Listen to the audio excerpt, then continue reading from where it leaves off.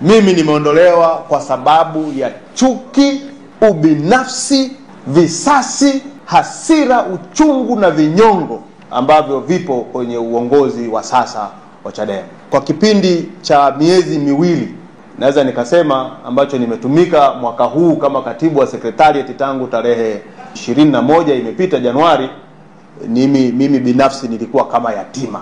Yaani unaishi kama yatima, unaishi na watu ambao unaona, moja, hawakuamini; mbili, wanakutriti kama mtoto wa kambo, mtu ambaye hufai kuwepo sehemu fulani, upo kwa sababu ya labda umependelewa au kuna mtu anakubeba, huna uwezo. Kwa hiyo kulikuwa na treatment ambayo haikuwa sawa sawa. Na niwakumbushe nyinyi waandishi wa habari, na mnakumbuka na wanachadema wanakumbuka, kwenye kikao cha kamati kuu ya Chadema kilichokaa tarehe 10 na 11 Machi, makao makuu ya chama, mimi nilikuwepo kwenye kikao cha tarehe 10 Machi. Zilipotoka picha za Mwita yuko kwenye kikao cha kamati kuu ya Chadema, Mwita alitukanwa nchi nzima. Huyu mtu anafanya nini kwenye kamati kuu? Huyu ni msaliti. Nikajiuliza maswali mengi sana. Hivi kwa sababu tu Julius Mwita alionekana kuwepo kwenye uongozi wa chama uliopita uliokuwa unaongozwa na Freeman Mbowe, huyu mtu amekuwa mbaya kiasi hicho? Wakazungumza mengi sana. Wengine wakajikusanya wakatengeneza petition kwamba hawamtaki Julius Mwita kwenye vikao vya kamati kuu. Kwa hiyo nataka watu wajue kwamba Julius Mwita hajaondolewa kwa sababu eti anapinga no reform no election. Mwita ameondolewa kwa sababu imesemwa kwamba huyu ni mtu mbaya sana, na ubaya wa Mwita hakuna anayeweza kusema. Yako mengi yanazungumzwa ambayo hayana ushahidi. Mojawapo ni kwamba Mwita aliharibu chaguzi za chama, chaguzi ambazo zimewaweka wengine madarakani leo, lakini zinasemwa kwamba Mwita aliharibu chaguzi za chama, na hakuna hata mtu mmoja anayeweza kutoka akasema kwamba hizi chaguzi zilizoharibiwa ni zipi.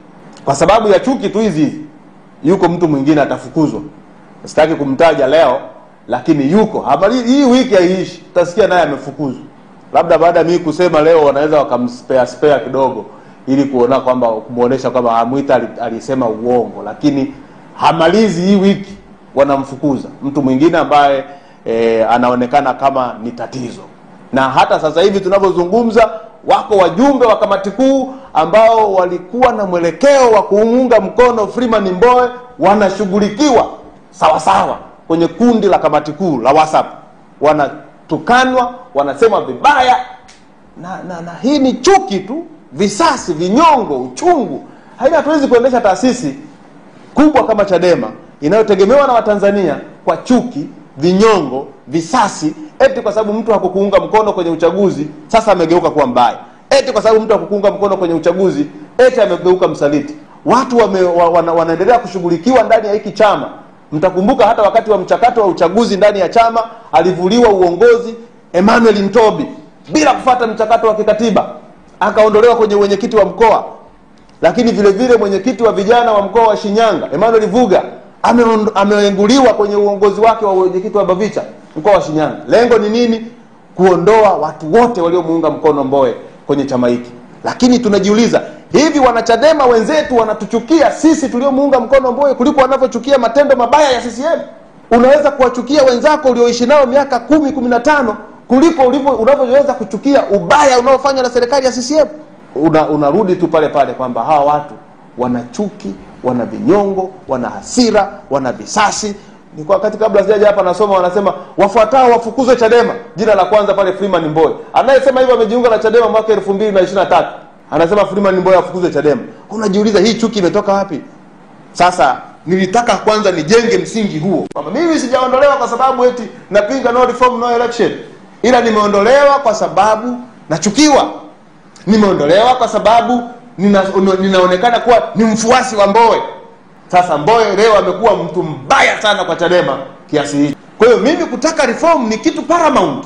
Lakini ukiniambia no election, swali ambalo tumeliuliza kwa wale ambao mmeweza kusoma hizo zinazoitwa screenshot, maswali yangu yalikuwa ni haya: tunazuiaje uchaguzi?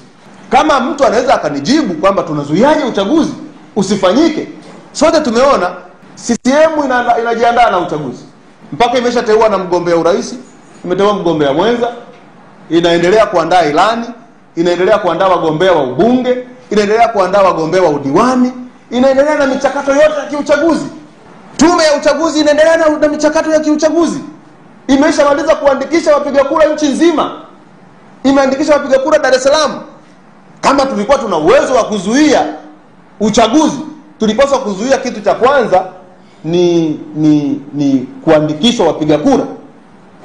Tulitakiwa tu test water kwa kuzuia uandikishwaji wa wapiga kura Dar es Salaam. Kwa nini? Kwa sababu haukuwa sawa na sheria inavyotaka. Sheria inataka wapiga kura waandikishwe angalau mara 2 kwa miaka 5. Serikali haijaandikisha, tume haijaandikisha wapiga kura angalau mara 2 kwa miaka 5. Sasa unashindwa kuzuia kitu cha kuandikisha tu wapiga kura kwa sababu ni kinyume cha sheria. Alafu unasema no election. How no election mzee? Tueleze unazuiaje uchaguzi? Hakuna anayesema tunazuiaje uchaguzi, tunaambiwa tu no reform no election. Sisi kwenye hilo kundi la G55 tulichokuwa tunasema no reform is paramount. Hakuna mtu anayekataa kuhusu no reform. Hakuna mtu anayesema no reform haitakiwi. Sisi tumesema tuna sababu milioni za kutaka no reform kwenye nchi, kutaka reforms kwenye nchi hii. Kwa hiyo hoja ya no reform ni hoja paramount. Mtu yeyote mwenye akili timamu atasema hakuna reforms zilizofanyika kwenye mifumo ya kiuchaguzi ya nchi hii. Kwa hiyo no reform. Basically no reform kwenye hii nchi. Kwa hiyo lazima tutafute reforms. Lazima tutafute reforms. Na tunatafutaje reforms? Tunatafuta reforms kwa kuengage jamii, kuengage watu, kuengage wadau, kuengage. Sasa ndugu zangu wa Tanzania na ndugu zangu wanachama wa Chadema, mimi ni mbaya sana na natakiwa niondolewe kwenye chama. Sasa kiongozi wa dini mnayemuengage Chadema ni Mwamakula. Ana kanisa wapi? Nani anajua kanisa la Mwamakula ni lipi? Kiongozi wa dini mnayemuengage Chadema ni Mwana Mapinduzi. Seriously. Mwana Mapinduzi ambaye ni msaidizi wa Gwajima mbunge wa Kawe. Kampeni ya no reform is a serious thing. Kila mtu lazima aifikirie kuifanya na kuisukuma ikamilike. Lakini unapokuja kusema no election, what do you mean? Bahati nzuri mimi nimeshiriki kuandika hii katiba tangu mwaka 2014. Kwenye kanuni za maadili, usaliti katika chama litakuwa ndio kosa la. Makosa yafuatayo ni usaliti: kupanga njama za kuhujumu chama. Hivi tukikaa sisi tukasema kuna kikao kesho kutwa, tunakwenda kukutana na uongozi wa chama, tuandae hoja zetu, haya mambo yanayoendelea sisi hatukubaliani nayo, hoja zetu ni hizi na tuziandike vizuri, tukikosa fursa ya kuchangia ndani ya kikao, tutakabidhi waraka wetu huu na majina yetu sisi tuliojisajili hapa. Hiyo ni kupanga kuhujumu chama. Hiyo ni kupanga kuhujumu chama. Na watu wamekaa wanasema hawa watu wafukuzwe kwa usaliti. Okay, wanasema kutoa siri za chama kwa washindani wetu wa kisiasa. Hivi sisi ndio tulitoa au wale walio screenshot ndio walitoa? Yaani nani aliyetoa siri? 3, kupinga misimamo ya chama hadharani na nje ya vikao. Hivi sisi mimi ndio kwa mara ya kwanza nazungumza ni baada ya kwamba sasa sina nafasi tena kwenye kikao. Si nimefukuzwa? Mimi nimefukuzwa, kwa hiyo sina nafasi kwenye kikao na kwamba siwezi tena kutoa maoni yangu kwenye kikao. Lazima niseme. Na sisemi kwamba napinga, mimi naunga mkono no reforms. Siungi mkono no election. Kwa sababu haitekelezeki.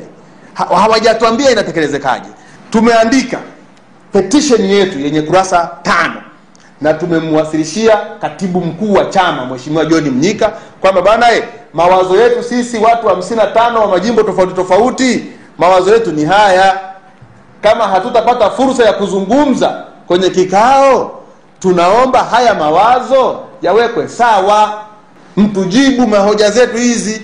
Kwenye petition ile ukisoma kuna mambo zaidi ya 6 tumeomba tupate ufafanuzi kwamba tunakwendaje mbele kama chama cha siasa ambacho kinakengeuka chenyewe. Niwaambie, kwa sababu wengine wanachukiwa, wanatakiwa kulipiwa visasi, kuna vinyongo na uchungu na hasira dhidi yao, lazima washughulikiwe, watengenezewe majina mabaya ili wafukuzwe kwenye chama. Hivi ukivunja katiba ukaacha kuchangia mchango wa kikatiba wa chama, hiyo sio kosa la kufukuzwa wanachama? Katika kipindi ambacho tulikuwa tunahitaji fedha kweli kweli, lakini hawa jamaa hawakuchangia na hakuna mtu anayekufukuzwa. Kwa hiyo ukisema kwamba tumepinga msimamo wa chama, sio sahihi.